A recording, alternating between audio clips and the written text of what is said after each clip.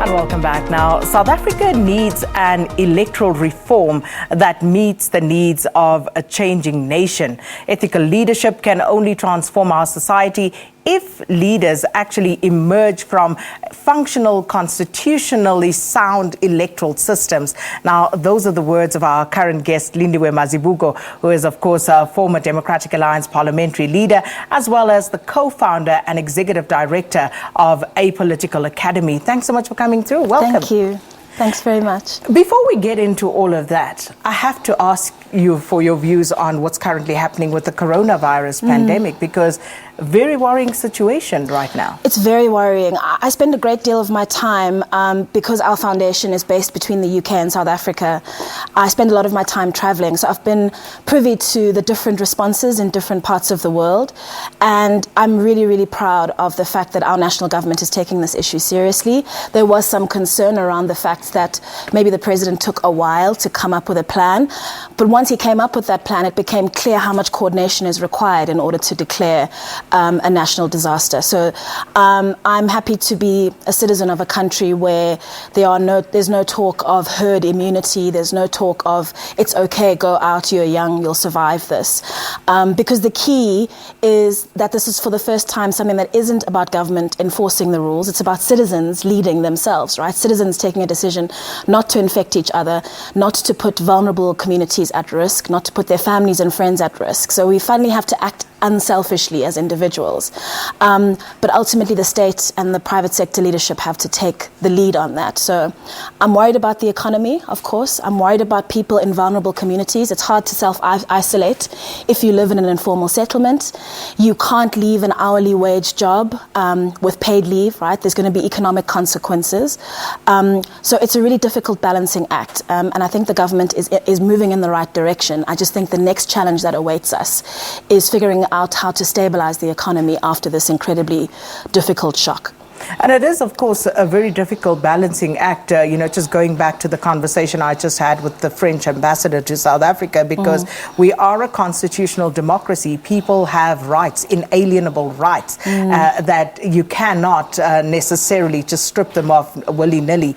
But at the same time, this is a pandemic. And there's equally a responsibility on government to make sure that people are not wiped out. Absolutely. I mean, without getting too philosophical, this is the moment where people living in democracies have to test the responsibility that comes with freedom, right? We don't live in a dictatorship in which we'll be locked down in our homes or rounded up and sent to quarantines against our will.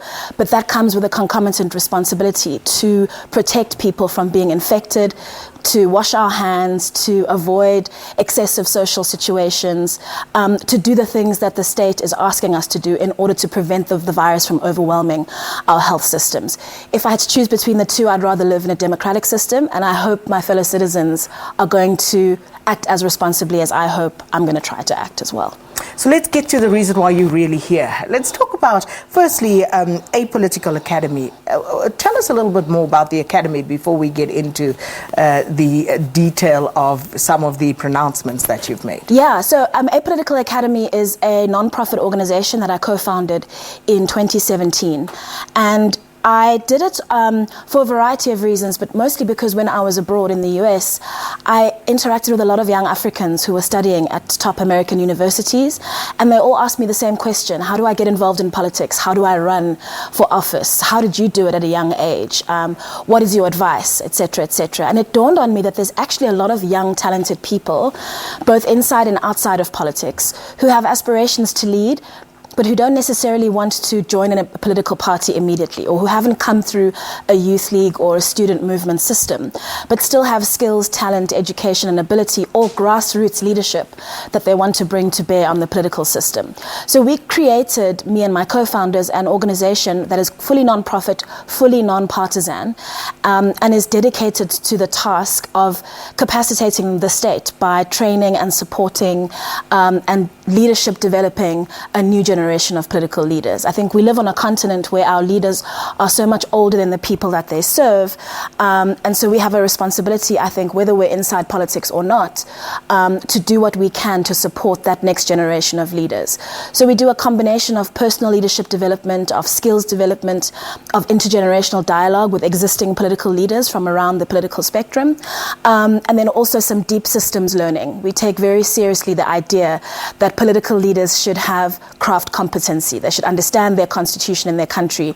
They should understand the legal framework, the separation of powers, etc. So each program is 1 year long, and it's tailored for 25 fellows who go through the program and then spend the next few years after graduating going through the process of transitioning into the public sector.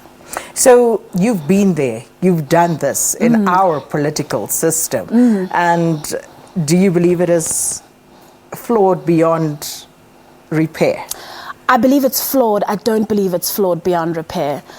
I think our political system was necessary at the birth of democracy. I think if you speak to our political elders, they'll tell you in our first elections, we couldn't possibly have had things like constituency elections because many of the leaders in the liberation movement had been in jail, they had been in exile. Their face on a ballot would not have meant anything to the population. So we had to vote through political parties. But over time, we've reached a situation in which political parties now hold the electorate hostage, or they hold the electorate hostage and separate from the people who are supposed to serve them. How so? In Parliament. Well, if you're a community activist and you have a group of people who support you and want you to go to Parliament, they can't simply elect you to Parliament as a community. There's simply nothing in the Electoral Act that allows that. You have to join a political party or you have to start a political party. But the Electoral Act says that everybody who runs for office has to run through a political organization. There's no system that enables individuals who are doing great things in their communities, who are sterling leaders in the private sector or elsewhere, student activists, to connect directly with the electorate who they want to serve. So there's a place for political parties, and that's very important. But in South Africa, for some reason, we haven't yet realized that constitutional right in Section 19 that says every adult citizen has a right to stand for elected office and, if elected, to serve. Isn't there a semblance of that at local government level, though, where you do have a constituency-based system where people can elect someone directly? Absolutely, but we only have it at local government level.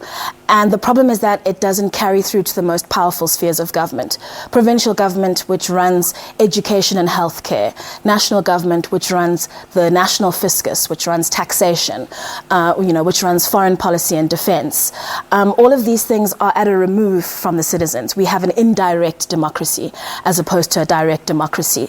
So my view is, and the view of many, many people, Mosiuoa Lekota, Michael Louis, the New Nation movement, and many others over many years, is that we actually now need to build a political system that brings the voters closer to the people that they elect, so that the voters can hold them accountable, and so that the people who are elected are not just accountable to party bosses, right? To party bosses at HQ or to 2,000 or 3,000 delegates at a conference.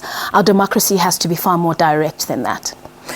Speaking to that, if we go back to the local government tier of government, even there we see that people are unable or incapable of holding leadership accountable.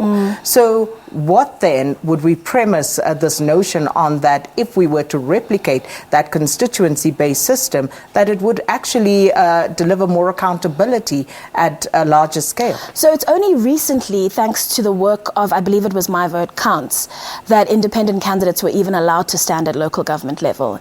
Even back in local government, where you could stand as a ward councillor versus a PR councillor, you had to do it through a political party. So the system even there is quite young. But I think there's a fundamental difference between what happens in local government, which is incredibly important. Ward councillors have budgets. They have access to resources to make their wards better. There's a big difference between the size and the scale of what happens at local government compared to what happens at provincial government and at national government. So, for example, very few people realize that at provincial government level, the premier is not appointed magically by a political party. They're actually voted for in the legislature. Very few people realize in South Africa that you can't directly elect the president. They're voted for through parliament. And so there's two removes between you and the executive, one remove between you and the people who are elected to parliament and elected to the legislatures. I just think we've reached a stage in our democracy where we can no longer leave the choosing of these very key leadership roles only to political parties. That isn't to say we should eradicate them. They're incredibly important. Political parties pass bills, they create consensus, they enable cooperation. But ultimately, there needs to be another layer of accountability that enables people who don't necessarily have political affiliations or who are actually connected to a grassroots community. And I've been privy to this through the work that we do at the Academy, for them to be able to stand on their own 2 feet and say, do you know what, I've done this incredible work in this community, in Soshanguve or in Harrismith or wherever. I want to go to parliament. I don't want to be limited to local government as the only place where I can represent my people. I want to go to parliament and make decisions about the national budget, make decisions about national legislation.